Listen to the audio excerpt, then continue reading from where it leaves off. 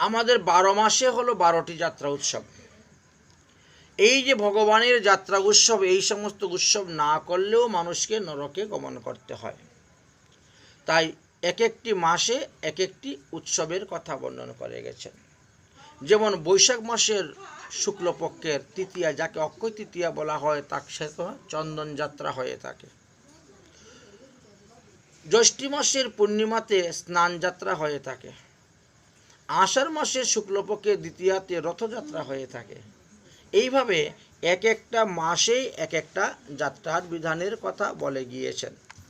12 মাসে যে 12টি যাত্রা আছে তার মধ্যে এই এই রথযাত্রা, এই চন্দন যাত্রার কথাই আমরা আস্বাদন করব।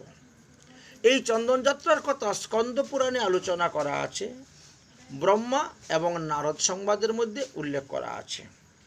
সেখানে দেওয়া আছে বিলুপয়ন্তি দেবৈশ্য শঙ্কে কৃতাতু চন্দনম পরমাত্মাং পরমাং প্রীতং করতি শত বর্ষিকম।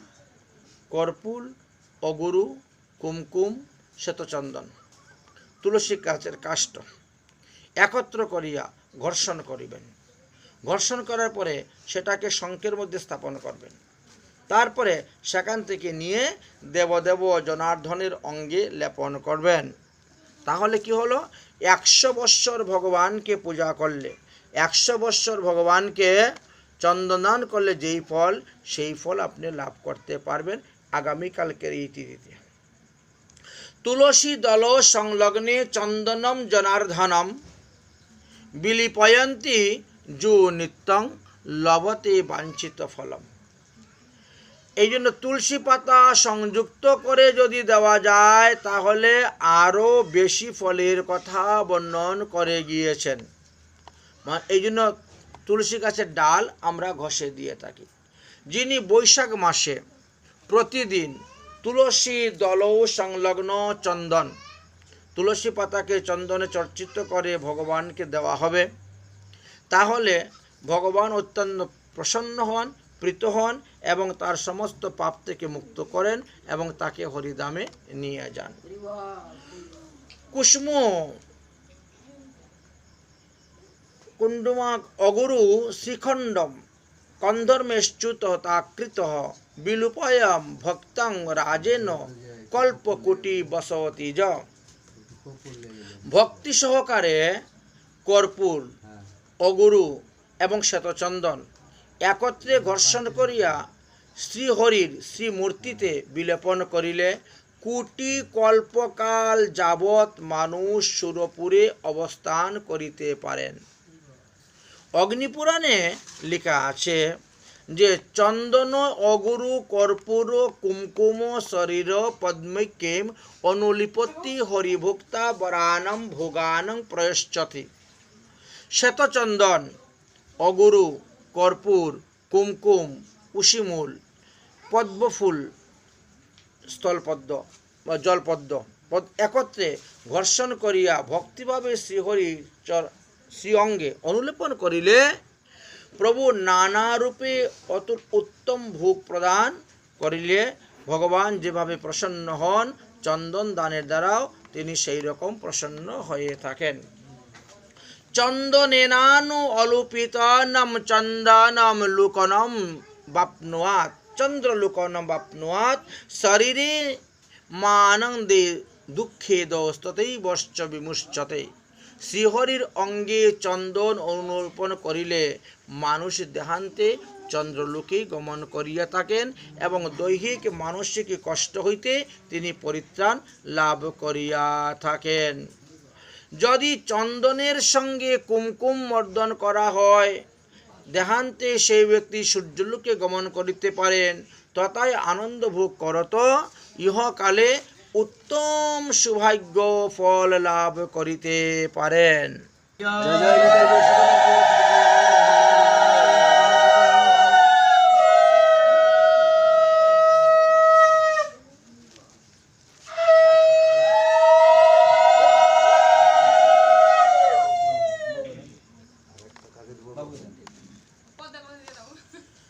মৃগ মদ কুস্তুরী যুক্ত চন্দন সুগন্ধি চন্দন অর্পণ করিলে সর্ব কামাদ যোগ্য ফল প্রাপ্ত হওয়া যায়। কর্পূর চন্দনম দর্পম কুমকুমঞ্চ চতুর্সমম সর্ব আয়না। কর্পূর চন্দনম দর্প কুঙ্কুমঞ্চম চতুর্সমম সর্বং গন্ধম মিতি প্রকৃতম সমস্তৌ সুরভল্লভম বসনংশ্চ চেতে বিলুপেন দদ্যৎ শুভ চারু বিচক্ষণম। এই আগামী কল্য যাহারা ভগবানকে চন্দন চর্চা, মানে যাদের গৃহে বিগ্রহ আছে, বিগ্রহ না তো চিত্রপটে দিবেন, যাদের গৃহেতে বিগ্রহ আছেন, রাধাকৃষ্ণ বিগ্রহ হোক, গোপাল বিগ্রহ হোক, শালগ্রাম শিলা হোক, যা আছেন প্রত্যেকে দিতে হবে, চিত্রপটেও দিতে হবে, বুঝেছেন। উত্তম টগর ফুল দেওয়া যাবে, না থাকলে সুগন্ধি সেন্ট চন্দনের সঙ্গে মিক্সড করবেন, করে ধূপের ধুমা দিয়ে কাপড় ভালো করে সঞ্চিত করে তারপরে যুক্ত করে তারপরে চিত্রপটে অর্পণ করিলে তাহাতে উত্তম ফল লাভ করা যায়। নারদ পুরাণে বলেছেন যে যথা বিষ্ণু সদাবিষ্টং নৈবেদ্যম শল্যকম সম্ভবম সুকানুক্তং পুরাণে চতুতা তুলসী চন্দনে। সুখদেব গোস্বামী পাদ বা অন্যান্য পুরাণেও লেখা আছে, যেভাবে শল্য ধান, শল্য তণ্ডুল দিয়ে ভগবানকে নৈবেদ্য অর্পণ করলে ভগবান যতটা প্রসন্ন হন তার থেকে শতগুণ বেশি প্রসন্ন হন তুলসী গাছের চন্দন ঘষে যদি ভগবানকে দেওয়া হয়। তুলসী কাষ্ঠের চন্দন ঘষে ভগবানকে দিবেন, তার সঙ্গে আপনি অগুরু দিবেন, কুমকুম দিবেন, হ্যাঁ, তারপরে ওই যে সমস্ত সেন্টের কথা বলা হয়েছে গন্ধ, সেই সমস্ত দিয়ে ভগবানকে অর্পণ করলে পরে কি হবে, আপনাকে আর মাতৃগর্ভে এসে জন্মগ্রহণ করতে হবে না। আগামী দিবসে চন্দন যাত্রা দিন, এই চন্দন দানের এমনই ফল। সং ঘৃষ্যং তুলসী কাষ্টং জু দদ্যাম ঊর্ধ্বনি কর্পূর অগুরু কস্তুরী কঙ্কুমম ন চ তৎসমম। যদি কারো গৃহে কুমকুম না থাকে, যদি কারো গৃহে কস্তুরী না থাকে, যদি কারো গৃহে অগুরু না থাকে, যদি কারো গৃহে কর্পূর না থাকে, সবার তো সমর্থন না সব কিছু থাকবে যেমন তো নয়, কোনো কিছুই নেই বলে তাহলে কি করা যাবে, বলে তাহলে শুধু চন্দন কাষ্ঠ, এই তুলসী গাছের ডাল, তুলসী গাছের ডাল ঘর্ষণ করিয়া আপনি ভগবানকে দিবেন, একদম পা থেকে মাথা পর্যন্ত ভগবানকে দান করবেন। তাহলে আপনি ওই সমস্ত দ্রব্যর দ্বারা দিয়ে মানুষ যে পুণ্যফল লাভ করতেছে, আপনি তুলসী কাষ্ঠ চন্দন দ্বারা সেই পুণ্যফল লাভ করতে পারবেন। যদি কাহারও নিকটে চন্দন বা কুমকুম বা কর্পূর না থাকে তাহলে তিনার জন্য এই বিধানের কথা বলে গিয়েছেন। মনোহর অগুরুযুক্ত শ্রীহরির দেহে লেপন করিলে সংসারে অসীম সৌভাগ্যবান হওয়া যায়, মহাবলবান হওয়া যায়। যে কোনো কিছু যদি কোনো কিছুই ঘরে না থাকে তাহলে দেখুন, তুলসী গাছের ডাল না থাকলে বকুল গাছের ডালও লেপন করে দেওয়া যায় ঘষে, এতে অগ্নিষ্টম যজ্ঞের ফল লাভ করা যায়। বকুল গাছের ডাল আর অগুরু একত্রে করিয়া শ্রীহরির অঙ্গে লেপন করিলে পুণ্ডরিক যজ্ঞ করলে যেই ফল লাভ করা যায় সেই ফল লাভ করতে পারবেন। যে সমস্ত অনুলেপনের কথা আমরা এতক্ষণ আলোচনা করেছি, সেই সমস্ত দ্রব্য যদি কেউ শ্রীহরির অঙ্গে লেপন করেন তাহলে সমস্ত পৃথিবী দান করলে যে পুণ্যফল লাভ করা যায়, কালকের দিবসে চন্দন দানে সেই পুণ্যফল লাভ করা যায়। হ্যাঁ, আগামী কল্য চন্দন দানের বিশেষ মহিমা, এবং আগামী কল্য থেকে আরম্ভ করে 45 দিন পর্যন্তই প্রতিদিন চন্দন দান করতে হয়। যদি যে যতটা সামর্থ্য আছে পারছেন করছেন। গরুর পুরাণে বলছেন যে যো দদাতি হরে নিত্যম তুলসী কাষ্টম চন্দনম যুগানি বসতেম স্বর্গেম হি নন্যত্রানি নরোত্তমম। যে উত্তম মনুষ্য প্রত্যহ জনার্দন ভগবান শ্রীকৃষ্ণকে তুলসী গাছটির চন্দন লেপন করে থাকেন, তিনি অনন্ত যুগ পর্যন্ত ভগবত ধামে থাকবেন। অনন্ত যুগ, একটা দুটা যুগ নয়, অনন্ত যুগ পর্যন্ত ভগবত ধামে অবস্থান করতে পারবেন। গরুড় পুরাণের আরও একটি স্থানে লেখা আছে যে মহাবিষ্ণু কলৌ ভক্তা দত্তাং তুলসী চন্দনম সু অর্চয়েতে মালতী পুষ্পেই ভূয়ু তস্মায় পুভাবেত। যিনি এই কলিকালে মহাবিষ্ণুকে তুলসী কাষ্ঠের চন্দন অর্পণ পূর্বক মালতী ফুলের মালা দিয়ে পূজা করেন, তাহলে তিনাকে আর সংসার বন্ধনে এসে জন্মগ্রহণ করতে হয় না, মাতৃগর্ভে এসে জন্মগ্রহণ করতে হবে না। তুলসী কাষ্ঠ সম্ভূতম চন্দনম যশ্চয়তু হরে নির্দয়ং পাতকম সর্বত্র পূর্বজন্ম সতেই কৃতম। ভগবান শ্রীহরিকে আগামী কল্য এই তুলসী কাষ্ঠের চন্দন কেউ প্রদান করেন, তাহলে 100 বৎসরের যত পাপ আছে সমস্ত পাপ তার দগ্ধ হয়ে যাবে, বিনাশ হয়ে যাবে। তুলসী কাষ্ঠের চন্দন যেমন শ্রীহরির প্রিয়, তেমনি সমস্ত দেবগণেরও প্রিয়, এমনকি পিতৃগণেরও প্রিয়। এই জন্য চন্দন কাষ্ঠ, তুলসী কাষ্ঠ চন্দন সবার কপালেও দেওয়া যায়। মৃত্যুকালে তু সংলগ্নে তুলসী তরু চন্দনাম ভবেতং যস্য দেহো তুশ্চ হরি ভুক্তাম হরির ভাবেত। মৃত্যুকালে তুলসীর মালা সর্বদা গলায় থাকবে। মৃত্যুর পরে অনেকে তুলসীর মালা খুলে দেয় দাহ সংস্কার করতে গিয়ে, এটা ভুল সিদ্ধান্ত। বরং দাহ সংস্কার করতে গিয়ে আরও তুলসী গাছের ডাল দিবেন। আমাদের মধ্যে কিছু কিছু লোক আছে, তারা বলে তুলসী গাছের ডাল পুরাতে নাই। এই সিদ্ধান্ত শাস্ত্র সিদ্ধান্ত নয়। শাস্ত্রে বলছে তুলসী গাছের ডাল বেশি করে দিয়ে পুরাবেন, তাহলে সেই ব্যক্তি সমস্ত পাপ থেকে মুক্ত হয়ে যাবে। মৃত্যুর পরে তার গলা থেকে কোনো তুলসীর মালা খুলতে নাই, বরং না থাকলে আর তুলসীর মালা গলায় পরিয়ে তারপরে তার দাহ সংস্কার করবেন। তাহলে তিনি কি হবে? তিনি সমস্ত পাপ থেকে মুক্ত হয়ে ভগবান শ্রীহরির সারূপ্য মুক্তি লাভ করবেন এবং ভগবানের যেই রূপ সেই রূপ প্রাপ্ত হয়ে তিনি হরিধামে গমন করতে পারবেন। কলৌ যচ্ছন্তি যে বিষ্ণু তুলসী কাষ্ঠ চন্দনম ধর্মমারাণং চ মূর্তানাং পুনরাবৃত্তিনম ভূতলি। ধর্মমারি আদি রাজগণের কথা লেখা আছে যে এই কলিযুগে তাহারা তুলসী কাষ্ঠের চন্দন দ্বারা শ্রীহরির অর্চন করেছিলেন বলে তারা দেহান্তে হরিধামে গমন করেছেন। এখন পর্যন্ত তারা হরিধামে অবস্থান করিতেছেন। অতএব এই যে অক্ষয় তৃতীয়া দিবসে তুলসী চন্দন দানের এমনই মহিমা। প্রহ্লাদ সংহিতা গ্রন্থেতে লেখা আছে জুহি ভগবত ভুক্তাম কলৌ তুলসী চন্দনম না অর্পিতম সদা বিষ্ণুন সৌভাগবত নরঃ। এই কলিযুগে যে ব্যক্তি ভগবত ভক্ত হইয়া নিরন্তর শ্রীহরিকে তুলসী কাষ্ঠের চন্দন প্রদান করেন না, সে কদাচ ভগবানের ভক্ত হইতে পারে না। অতএব ভগবানকে তুলসী পত্র, তুলসী কাষ্ঠের চন্দন অর্পণ করিবেন। ন তেন সদৃশং লোকে বৈষ্ণবং বিদ্যতে ভুবো য প্রয়শ্চন্তি কৃষ্ণায় তুলসী কাষ্ঠ চন্দনে। যে ব্যক্তি শ্রীহরিকে তুলসী কাষ্ঠের চন্দন প্রদান করেন, তদৃশ্য বৈষ্ণব ধরাতলের মধ্যে আর কেউ নেই। শাস্ত্র অনুসারে তিনি উত্তম বৈষ্ণব। তুলসী দারু সজ্জায়েতম চন্দনম কলহ নর বিপ্লিপ্স ভক্তিতে বিষ্ণু রমন্তে সন্নিধম হরে।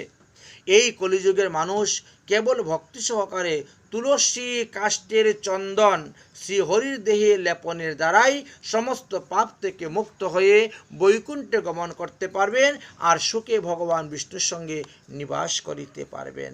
যে ব্যক্তি বিষ্ণুর প্রীতিতে তুলসী কাষ্ঠের চন্দন ভগবান বিষ্ণুর অঙ্গে লেপন করেন, তিনি কামধেনু দান করার ফল লাভ করতে পারেন। এই অক্ষয় তৃতীয়াতে এই চন্দন যাত্রার মহিমার কথা বললেন।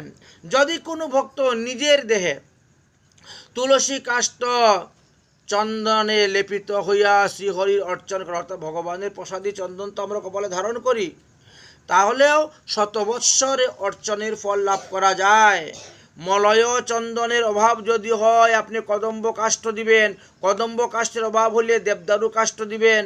এইভাবে কিছু কিছু আমাদের লেখা আছে। যদি তুলসী কাষ্ঠের অভাব হয় তাহলে তার পরিবর্তে কি দিতে পারবেন। এইভাবে প্রত্যেকটি বস্তুরেই মানে একটা একটা বিপরীত দেওয়া আছে। এইটা না থাকলে আপনি ওইটা দান করবেন, সেটা না থাকলে আপনি ওটা দান করবেন, এইভাবে বর্ণন করে গিয়েছেন। বলছেন মুখ্য বস্তু থাকতে কখনো গৌণ বস্তু দিয়ে ভগবানের পূজা করবেন না। যদি মুখ্য বস্তু না থাকে তখন গিয়ে সেই গৌণ বস্তু দিলেও প্রত্যব্যয় হয় না, না হলে প্রত্যব্যয় হয়ে থাকে। তাই চন্দন যাত্রার আরও একটি অপূর্ব কাহিনী দেখলাম আমরা শ্রী মাধবেন্দ্র পুরীর জীবনীতে। মাধবেন্দ্র পুরী প্রেমময় কলেবর, প্রেমময় যত সব সঙ্গে অনুচর। সমস্ত ভক্তদেরকে নিয়ে তিনি শ্রীধাম বৃন্দাবন পরিক্রমা করার জন্য গিয়েছিলেন। কৃষ্ণরস্য বিনু আর নাহিক আহার, মাধবেন্দ্র পুরীর দেহে শ্রীকৃষ্ণের বিহার। তিনি সর্বদা কৃষ্ণ রস আস্বাদন করতেন আর এইভাবে বিভোর থাকতেন। তিনি অযাচিত বৃত্তি দ্বারা তিনার জীবন নির্বাহ হতো। তিনি কখনো কারো কাছে কোনো কিছু মাংতেন না, চাইতেন না। পরম বিরক্ত মৌন সর্বত্র উদাসীন, গ্রাম্য বার্তা ভয়ে দ্বিতীয় সঙ্গহীন। যাতে কোনো আন কথা না হয় এই জন্য ইনি কারোর সঙ্গেও থাকতেন না, ইনি একা একা থাকতেন, সর্বদা আলাদা থাকতেন। অযাচিত বৃত্তপুরী বিরক্ত উদাসীন, অযাচিতে পাইলে খায় নইলে উপবাস। কখনো কারো কাছে চান না। যদি অযাচিতভাবে কেউ দেয় তাহলে তিনি সেবা গ্রহণ করেন, না হলে সেবা গ্রহণ করেন না। এইভাবে তিনার সারা জীবনের ব্রতে তিনি চলছেন। এইবার কি হলো, পূর্বে শ্রী মাধবেন্দ্র পুরী আইলা বৃন্দাবন, ভ্রমিতে ভ্রমিতে গেলা গিরি গোবর্ধন। এই 84 ব্রজমণ্ডল পরিক্রমা করতে করতে গিরিরাজ গোবর্ধন তটের মধ্যে গিয়ে উপস্থিত হয়েছেন। ওখানে গোবিন্দ কুণ্ড নামে একটি কুণ্ড আছে। সেই কুণ্ডেতে স্নান করেছেন, সেই কুণ্ডের রজ নিয়ে তিলক করেছেন, আর তিলক করে বসে তিনি আহ্নিক মন্ত্র জপ করতেছেন। তখন তিনি 3 দিনের উপবাস। 3 দিন পর্যন্ত কোনো আহার তিনার কাছে আসে নাই। 3 দিনের উপবাস ছিলেন তিনি। আর সেই অবস্থায় ভগবান শ্রীকৃষ্ণ তখন দেখলেন যে আমার ভক্ত তো উপবাস আছে, তাকে আমি আহার দিব। এই জন্য ভগবান শ্রীকৃষ্ণ ছোট্ট বালকের বেশ ধারণ করে হাতের মধ্যে 1 ভাণ্ড দুগ্ধ নিয়ে এসে উপস্থিত হয়ে গেছেন। পুরী গুসাই, এই দুগ্ধ লইয়া করো তুমি পান, মাগি কেন নাহি খাও কিবা করো ধ্যান। সুন্দরভাবে বলছে, এত সুন্দর মিষ্টি সুরে বলতেছেন। হ্যাঁ, তখন তিনি বলছেন যে হে বালক, আমি যে এখানে উপবাস আছি তুমি তা জানলে কেমন করে? এটা তো তোমার জানার কথা নয়, তুমি কেমন করে জানলে? তখন বলছেন দেখো, আমার মা না এখানে জল আনতে আসছিলেন।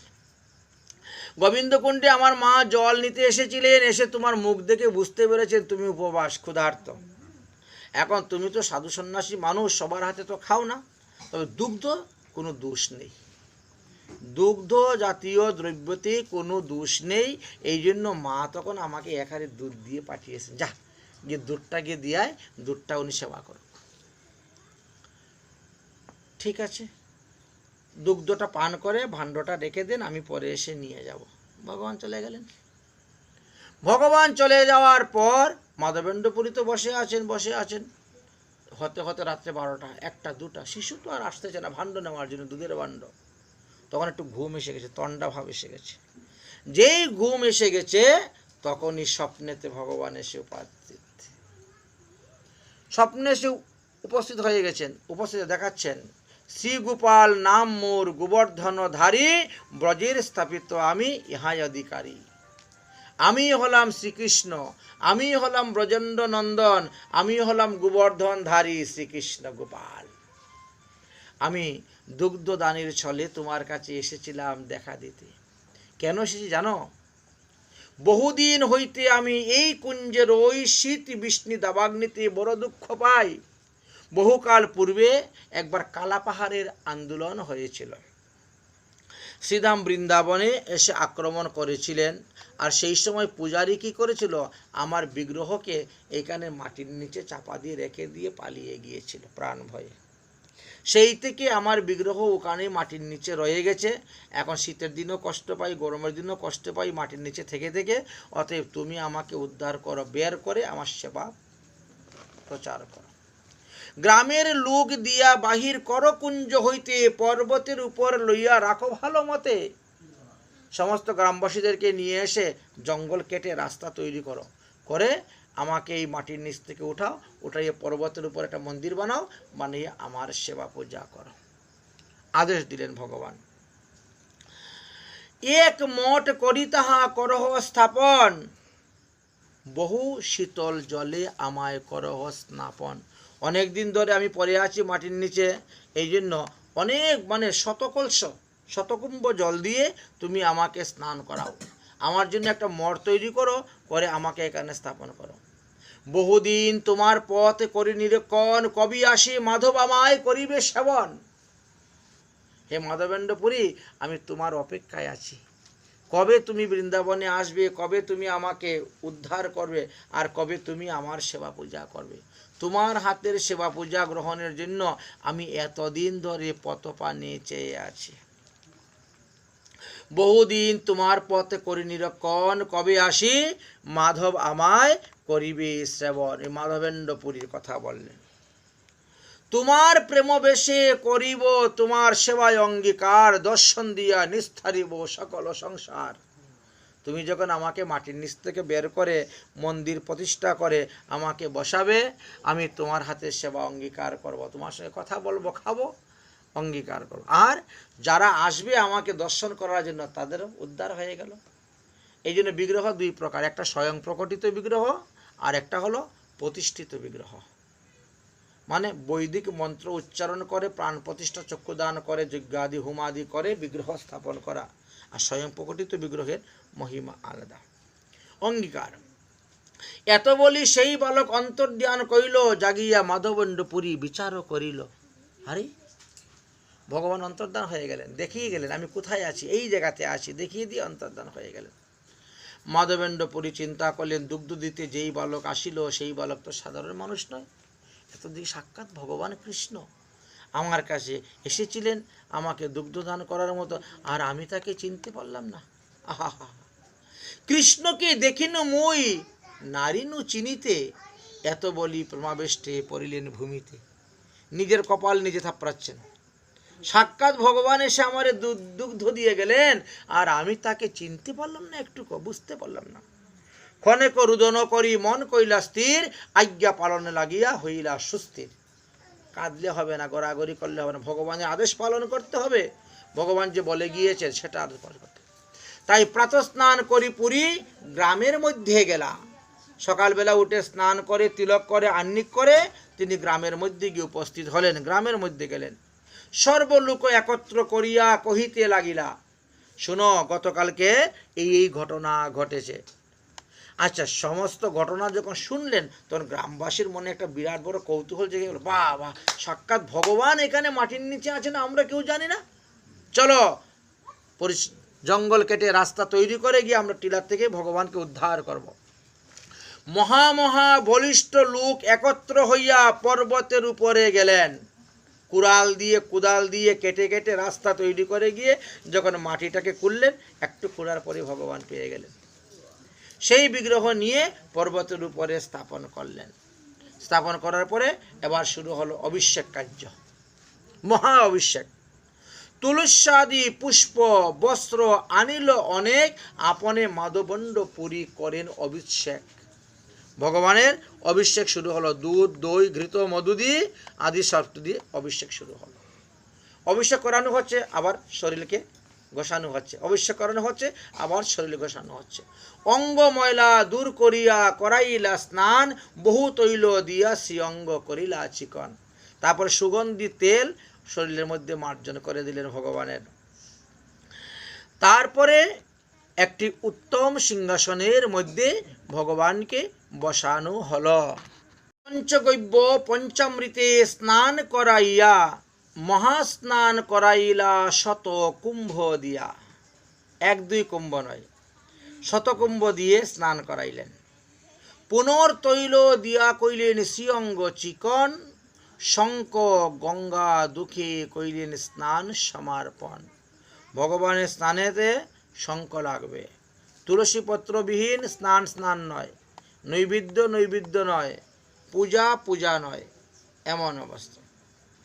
শ্রীঅঙ্গ মার্জন করি বস্ত্র পরাইলা, চন্দন তুলসী পুষ্প মাল্য শ্রী অঙ্গেতে দিলা।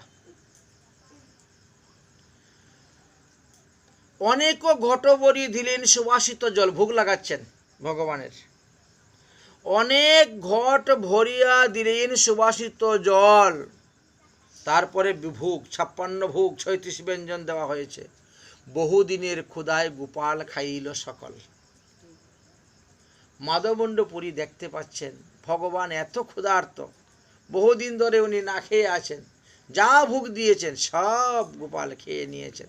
মাধবেন্দ্রপুরীর তো আনন্দে আর ধরে না, বলেছেন গোপালের ভোজন দেখি মাধব গোসাই, তার ঠাই গোপালের লুকা কিছু নাই। অন্য কেউ দেখতে পেল না, ওখানে তো গ্রামবাসীর হাজার হাজার লোকের ভিড়, ভগবান প্রকট হয়েছেন, কিন্তু অন্য কেউ দেখতে পেল না, একমাত্র মাধবেন্দ্রপুরী দেখলেন।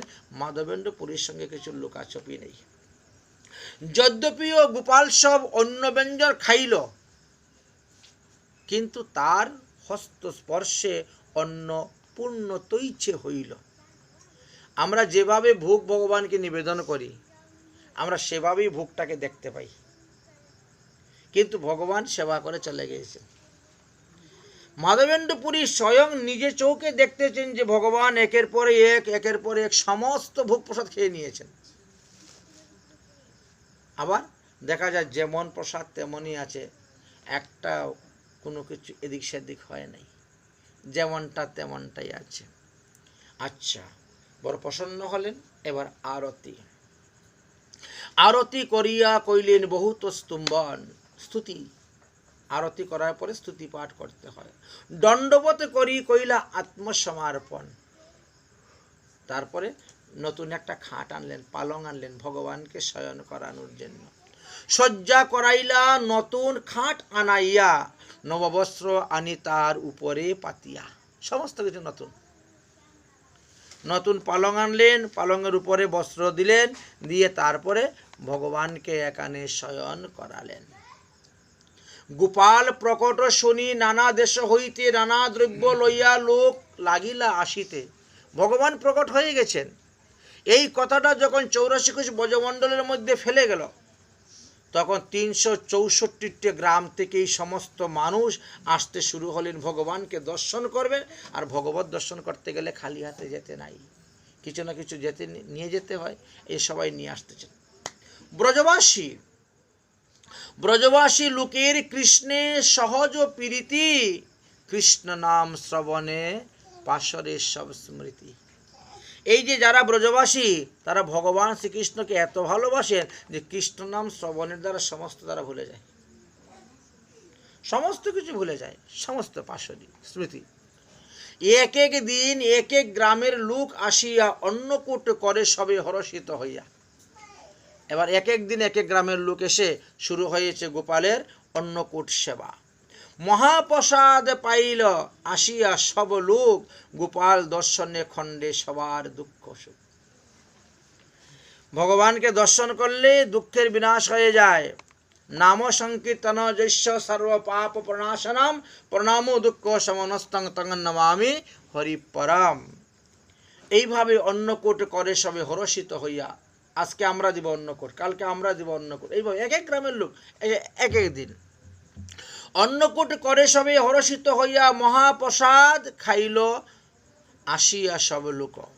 গোপাল দর্শনে খণ্ডে সবাকার দুঃখ। মথুরার লোক সব বড় বড় ধনী, তারা কি করলো? তারা বলছেন আমরা কেউ মন্দির বানিয়ে দিব, কেউ রান্নাঘর বানিয়ে দিব, কেউ নাট মন্দির বানিয়ে দিব, কেউ পাকশালা বানিয়ে দিব, কেউ গোশালা বানিয়ে দিব। গোপালের সেবার জন্য গাভীর প্রয়োজন, আমরা গাভী দান করব। বড় ধনী লোক তো। মথুরার লোক সব বড় বড় ধনী ভক্তি করিয়া আনিয়া দ্রব্য ভেট দেয় আনি, বিভিন্ন প্রকার দ্রব্য এনে ভেট, এক একজন এক এক প্রকার দ্রব্য গৃহ তৈরি করতে শুরু করেছেন। এইভাবে করতে করতে গোপালের অনেক জায়গা নিয়ে মন্দির হয়ে গেল।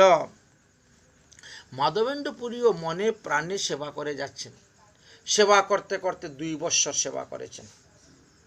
এই মতো বৎসর 2 করিলেন সেবন, একদিন পুরী গোসাই দেখিলেন স্বপন। 2 বৎসর সেবা করার পরে এই ভগবান তিনাকে স্বপ্নে আদেশ দিলেন। কি আদেশ করলেন? গোপাল কহেন, পুরী আমার দেহের তাপ নাহি যায়, প্রচন্ড গরম পড়েছে, আমি সহ্য করতে পারতেছি না। গোপাল কহেন, পুরী আমার তাপ নাহি যায়, মলয় চন্দন লেপ তবে সে জুড়ায়। তো মলয় চন্দন আমাদের নীলাচল ছাড়া অন্যত্র পাওয়া যায় না, মানে জগন্নাথ পুরী, উড়িষ্যা ছাড়া অন্য কোথাও এটা পাওয়া যায় না। মলয়জ আনো যাই নীলাচল হইতে, অন্য হইতে নহে তুমি চলহ তরিতে। তুমি অন্যর দ্বারা আনালে হবে না, অন্য সময় আনলেও হবে না, এখনই দরকার, এখনই আমি চাই। প্রভু, আমি তোমার সেবা ছেড়ে যাব কেমন করে? আমি গেলে তোমার সেবাটা কি করবে? ভগবানকে বলতেছে। ভগবান বলছে, চিন্তা করো না, আগামীকালকেই 2 জন লোক আসবে, তাদেরকে তুমি দীক্ষা দাও, দিয়ে শিক্ষা দাও, দিয়ে আমার সেবা পূজার ভার দিয়ে তুমি যাও চন্দন আনতে। গৌর হইতে আইল 2 বৈরাগী ব্রাহ্মণ, পুরী গোসাই রাখিল তারে করিয়া যতন। ভগবান যেভাবে আদেশ দিলেন, আদেশ অনুসারে যত্ন করে রাখলেন। সেই 2 শিষ্য করি সেবা সমর্পিলা। আগে শিষ্য করলেন, দীক্ষা শিক্ষা দিয়ে এবার তোমরা এই ঠাকুরের সেবা করো। রাজসেবা হয় পুরীর আনন্দ বাড়িলা। প্রতিদিন রাজভোগ হচ্ছে, রাজসেবা হচ্ছে, বড় আনন্দিত হচ্ছেন। স্বপ্ন দেখি পুরী গোসাই হইলা প্রেমাবেশ, প্রভু আজ্ঞা পালিবারে চলিলা পূর্বদেশ। পূর্বদেশ বলতে জগন্নাথ পুরী। আমাদের ভারতবর্ষের 4 দিকে 4 ধাম। পূর্ব দিকে হলো জগন্নাথ পুরী, দক্ষিণে হলো সেতুবন্ধ রামেশ্বর, পশ্চিমে হলো দ্বারকাপুরী, আর উত্তরে হলো বদ্রীনাথ। এই 4 ধামেই ভগবান প্রতিদিন ভ্রমণ করেন। সেতুবন্ধ রামেশ্বরে ভগবান স্নান করেন, দ্বারকাতে এসে ভেষ পরিধান করেন, মানে দক্ষিণে স্নান করলেন, পশ্চিমে এসে কাপড় পরলেন। বুঝলেন? ভুল হয়েছে, হ্যাঁ, দক্ষিণে পর পশ্চিমে, হ্যাঁ হ্যাঁ। আর জগন্নাথ পুরীতে গিয়ে ভোজন করেন, আর বদ্রীনাথে গিয়ে শয়ন করেন। এই হলো 4 ধামের 4 মহিমা। স্বপ্ন দেখি পুরী গোসাই হইলা প্রেমাবেশ, প্রভুর আজ্ঞা পালিবারে চলিলা পূর্বদেশ, অর্থাৎ নীলাচল, জগন্নাথ পুরীর দিকে রওনা হলেন। রওনা হতে হতে হতে হতে তিনি বালেশ্বরে গিয়ে পৌঁছে গেছেন। বালেশ্বর পৌঁছবার পরে শুনলেন যে এই স্থানে একজন গোপীনাথ বিগ্রহ আছেন, বড় সুন্দর বিগ্রহ। এই জন্য তিনি ওই গোপীনাথকে দর্শন করার জন্য গেলেন। সুন্দর বিগ্রহ, বড় অপূর্ব বিগ্রহ। দর্শন করার পরে শুনলেন যে সন্ধ্যার সময় একটা দ্রব্য ভোগ লাগে ভগবানের, সেটার নাম হলো অমৃত কেলি নাম। অমৃত কেলি প্রতিদিন সন্ধ্যার সময় ভোগ লাগে। সন্ধ্যায় ভোগ লাগে ক্ষীর অমৃত কেলি নাম, দ্বাদশ মৃত ভাণ্ড ভরি অমৃত সমান। 12টা পাত্রে ভোগ দেওয়া হয়। তিনি চিন্তা করলেন, এই অমৃত কেলিটা খেতে কিরকম স্বাদ, এটা কিভাবে তৈরি হয়, এটা আমাকে জানতে হবে। তবে গিয়ে আমিও বৃন্দাবনে গিয়ে আমার ঠাকুরের এইভাবে ভোগ লাগাবো। পূজারীকে জিজ্ঞেস করলেন যে আপনারা যে অমৃত কেলি তৈরি করে ভোগ লাগান সন্ধ্যার সময়, এটা কিভাবে তৈরি করেন? পূজারী বলল, এই প্রক্রিয়াতে তৈরি করা হয়। কিন্তু এটা খেতে স্বাদ কীরকম সেটা তো আর বোঝা যাচ্ছে না, সেটা তো এখন জিহ্বার মধ্যে দিলে পরেই বোঝা যাবে। তাই মনে মনে ইচ্ছা হলো যে এই প্রসাদটা পেতে না জানি কি স্বাদ, সেটা যদি একবার অনুভব হতো তাহলে ওইভাবে স্বাদিষ্ট করে আমিও তৈরি করে ভগবানকে দিতাম। কিন্তু একটু পরেই গালের মধ্যে চর মারতেছেন, আমার না অযাচিত বৃত্তি, আমার তো অযাচিত বৃত্তি, কখনো কারো কাছে কিছু চাইবে না, কিন্তু আজকে আমার প্রসাদ চাওয়ার লোভ জেগে গেল, আমার ব্রত নষ্ট হয়ে গেছে। মনে মনে চাইতে গিয়েও বলছেন আমার ব্রত নষ্ট হয়ে গেছে, সর্বনাশ। কান ধরে ক্ষমা ভিক্ষা চাইয়ে প্রণাম করে ওখান থেকে বেরিয়ে চলে গেছেন। একটা ভাঙ্গা হাট, কেউ থাকে না রাত্রিবেলা, ওখানে গিয়ে এক বট গাছের নিচে পড়ে আছেন, বট গাছের নিচে পড়ে আছেন। কিন্তু ভগবান তো অন্তর্যামী, ভগবান ভক্তের মনোবাসনা বুঝতে পেরে কি করেছেন, ভগবান গোপীনাথ নিজের আঁচল দিয়ে একটা ভাণ্ড লুকিয়ে রেখে দিয়েছেন। 12টা ভাণ্ড ভোগ লাগিয়েছে, একটা ভাণ্ড পায়ের নিচে রেখে দিয়ে টেনে পায়ের নিচে রেখে দিয়েছেন লুকিয়ে। পূজারী তাড়াহুড়ো করে এসে ভোগ সরিয়ে দিয়ে ঠাকুর শয়ন দিয়ে চলে গেছে, কিন্তু ভোগ একটা রয়ে গেছে ঠাকুরের চরণের নিচে, বুঝতে পারে নাই। রাত্রিবেলা স্বপ্নে দেখাচ্ছেন, উঠো পূজারী, উঠো পূজারী, দ্বার করো মোচন, ক্ষীর এক রাখিয়াছি সন্ন্যাসীর কারণ। ওই মাধবেন্দ্র পুরীর কথা বলছেন, ওনার জন্য আমি ক্ষীর রেখেছি। ধরার আঁচলে ঢাকা এক ক্ষীর হয়, ধরার আঁচলে ঢাকা এক ক্ষীর হয়, তোমরা না জানিলে তাহা আমারও মায়ায়। ভগবানের মায়ায় ভুলে গেছ, তোমরা জানতে পারলে না। মাধবপুরী সন্ন্যাসী আছেন হাটেতে বসিয়া, তাহারে তো এই ক্ষীর শীঘ্রই দাও গিয়া। স্বপ্ন আদেশ পেয়ে পূজারী আসলেন, এসে স্নান করে ঠাকুর ঘর খুললেন, করে দেখে সত্যি তো, চিন্তা করতে পারছেন, গোপীনাথ ক্ষীর করি প্রসিদ্ধ যাহার, পৃথিবীতে ওইচে ভোগ কাহা নাহি আর। এই যে ক্ষীরভোগ, এত মহিমা, এত স্বাদ, এই এর মানে এরকম আর কেউ কখনো তৈরি করতেও পারে না, এবং এটা 15 দিন থাকলেও নষ্ট হয় না। ক্ষীরভোগ 10-15 দিন থাকলেও নষ্ট হয় না। যাও শীঘ্রই গিয়ে এটা দান করো। তখন তিনি এসে উপস্থিত হয়েছেন, উপস্থিত হয়ে তিনি বলছেন, এখানে মাধবেন্দ্র পুরী কে আছেন, মাধবেন্দ্র পুরী কে আছেন, মাধবেন্দ্র পুরী আছেন, কে ডাকতে শুরু করেছে। হাঁটে কেউ নেই। তখন মাধবেন্দ্র পুরী, হ্যাঁ আমি তো মাধবেন্দ্র। বলো, বলি বাবা তুমি মাধবেন্দ্র পুরী, এই নাও ক্ষীর, স্বয়ং গোপীনাথ তোমার জন্য ক্ষীর চুরি করেছেন। ক্ষীর লহ এই যার নাম মাধবপুরী, তোমার লাগে গোপীনাথ ক্ষীর খইলা চুরি। কত বড় ভক্ত, চিন্তা করছেন। ক্ষীর কইলা, ক্ষীর লইয়া সুখে তুমি করহ ভক্ষণ, তোমার সম ভাগ্যবান নাহি ত্রিভুবন। সর্বমুক্ত পাতাল ত্রিভুবনে এমন বৈষ্ণব নেই তোমার সমান। তোমার জন্য ভগবান ক্ষীর চুরি করেছিলেন। তিনি সেই স্থানে প্রসাদ পেলেন, প্রসাদ পাওয়ার পরে হাঁড়িটাকে ভেঙে টুকরো টুকরো করলেন, করে গামছার মধ্যে বেঁধে নিয়েছে। ডেইলি এক টুকরা করে সেই হাঁড়ি চুষবেন, হাঁড়ির মাটি। যে হাঁড়ির মধ্যে ভগবানের ভোগ লেগেছে, তো হাঁড়িটা তো প্রসাদী, হাঁড়িটা তো ভগবানের প্রসাদী, অধরামৃত। এই জন্য চিন্তা করছেন। সেই স্থানে গোপীনাথকে দণ্ডবত করিয়া প্রতিষ্ঠার ভয়ে মাধবেন্দ্র পুরী চলে গেলেন। ওখানে থাকা যাবে না, থাকলেই তো সকালবেলা চতুর্দিকে ঘোষণা হয়ে যাবে, তাহলে তো লোকের এসে উৎপাত শুরু হয়ে যাবে। এই জন্য আগের থেকেই চলে গেলেন। প্রতিষ্ঠার ভয়ে পুরী গেলা পড়াইয়া, চলে গেলেন। প্রতিষ্ঠার ভয়ে মাধবেন্দ্র পুরী চলিলা শ্রীপুরী, এই স্থানে গোপীনাথকে দণ্ডবত করি। আর দ্বিতীয়বার মন্দিরে যান নাই দণ্ডবত করার জন্য, ওখান থেকেই ঠাকুরকে প্রণাম করে দিয়ে সোজা রোয়ানা হয়ে গেছেন। প্রমাবিষ্ট হয়ে পড়ে হাঁচে নাচে গায়, জগন্নাথ দর্শনে মহাসুখ পায়। জগন্নাথ দেবের দর্শন করলেন, তারপরে রাজাকে সংবাদ দিলেন, মহারাজ আমি স্বপ্নে আদেশ পেয়েছিলাম চন্দন নেওয়ার জন্য এসেছি, অতএব আমার চন্দনের ব্যবস্থা করুন, চন্দন নেব। রাজা তখন চন্দনের ব্যবস্থা করে দিলেন মাধবেন্দ্র পুরীকে, এবং চন্দন কাষ্ঠ আনার জন্য লিখিত পত্র দিলেন, যাতে রাস্তায় কেউ না ধরে।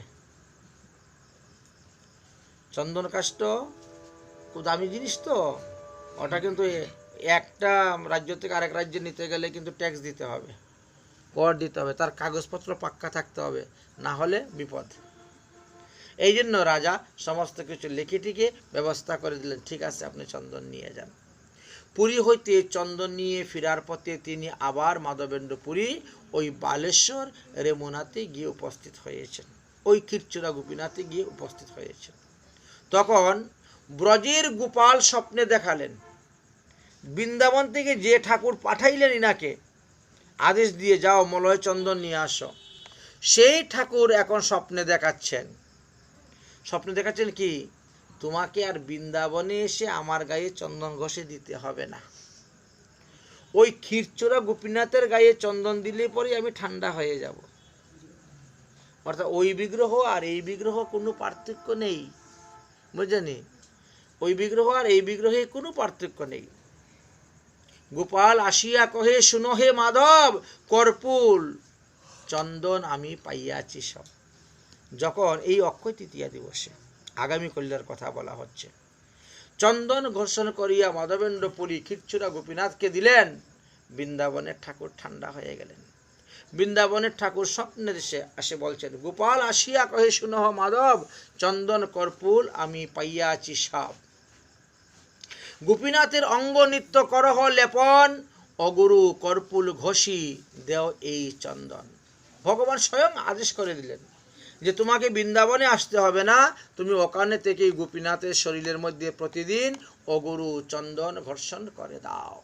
এই জন্য আমাদের কমসে কম ৪৫ দিন এইভাবে চন্দন দেওয়া হয়ে থাকে, ভগবানকে চর্চিত করে চন্দন লেপন করা হয়ে থাকে। গোপীনাথ আমার সেই এক অঙ্গ হয়, গোপীনাথ আমার সেই এক অঙ্গ হয়, ইহাকে চন্দন দিলে হবে মূর তাপ ক্ষয়, আমার গরমটা দূর হয়ে যাবে। দ্বিধা না ভাবিও, না করিও কিছু মনে, বিশ্বাস করিয়া চন্দন দেহ আমারও বচনে। স্বপ্ন বলে এটাকে দ্বিধা করিও না, যে স্বপ্নে তো কত কিছু আমরা দেখি, এই কথা মনে করিও না, এটা কিন্তু আমার আদেশ, আমার বচন, অতএব তুমি তাই করো। শ্রী গোপাল গোপীনাথ পুরী গোসাইর গুণ ভক্ত সঙ্গে সাধু মুখে সদা কর যে শুনে, পৃথিবীতে রূপণ করি গেলা প্রেমাঙ্কুর, সেই প্রেমাঙ্কুরের বৃক্ষ চৈতন্য ঠাকুর। এই মাধবেন্দ্র পুরী কোনো সাধারণ ব্যক্তি নয়, যে মাধবেন্দ্র পুরীর শিষ্য ছিলেন ঈশ্বর পরিবাদ, আর ঈশ্বর পরিবাদের শিষ্য হলেন গৌরাঙ্গ মহাপ্রভু। এই জন্য বললেন মাধবেন্দ্র পুরীকে দিয়ে এই চন্দন যাত্রার চন্দন আবির্ভাব করাইলেন। আর চন্দন যাত্রার কি কি মহিমা আমরা এটাও জানতে পারলাম। শ্রদ্ধাযুক্ত হইয়া যে শুনে যেই জন, অবশ্য কৃষ্ণ চরণ পায় প্রেমদন, মাধবেন্দ্র পুরী চন্দন দান মহিমা হইল সমর্পণ, প্রমানন্দে সবাই